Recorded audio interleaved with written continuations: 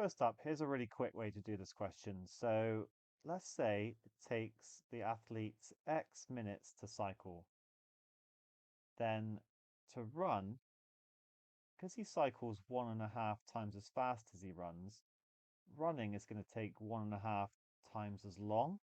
It's going to be 3/2x minutes to run. Like imagine that it takes him, he cycles twice as much as fast as he runs. It's going to take twice the amount of time. So it's the same kind of logic there. And then to walk is he runs twice as fast as he walks, and so he walks half as fast as he runs. It's going to take twice as long as the amount that he runs, which is going to be 3x. And if I add these together, I'll get 4x plus 1.5x. So I'll get 5.5x. I'll write it as 5.5x. That's the total amount when walking a mile, cycling a mile, and running a mile. And this is 10 minutes longer than if he cycled the 3 miles. So if he cycled the 3 miles, well, it would be X amount per mile, so it would be 3x. And then I need to add on 10 to get it equal to the time to cycle, run, and walk. So we can solve that to find x. 2.5x is equal to 10, therefore x is equal to 4. 4 minutes.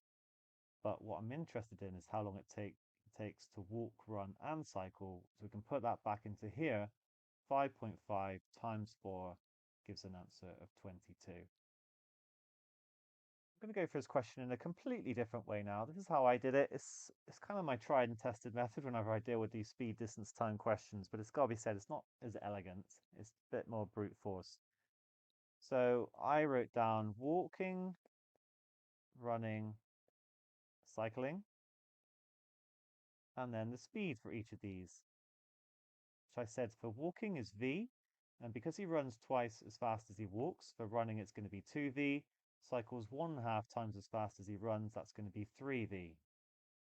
The distance is for each 1 mile, which means you can write down the time in terms of v. Speed is distance over time, time is distance over speed. So we've got 1/v, 1/2v, 1/3v.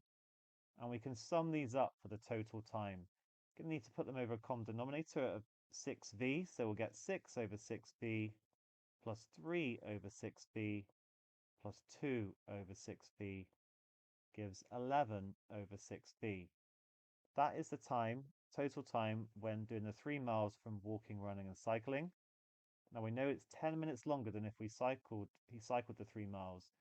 So if he cycled the 3 miles, it would be 3 times 1/3v, which is actually 1/v, and then plus the 10 minutes. 1/v is actually 6/6v, so it's going to be 5/6v is equal to 10. And v is going to be 5/60, or 1/12. And from that, we can work out all the times. In fact, I only need to put it back into this one here. So it's going to be 11/6 times 1/12, which that 1/12 I can just then times top and bottom by 12. 12 times 11/6. The 12 and the 6 cancel. 2 times 11 gives me, again, 22. Might find it safer, to be fair, to find the individual split times. So 1/v is going to be 12, and then 1/2 times 1/v is 6, and the third times 1/v is 4.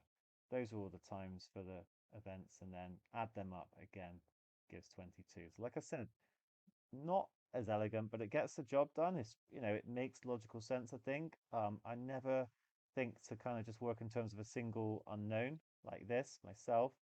It always kind of works for me, so I stick with it. But it's got to be said, this is a slightly quicker and elegant approach.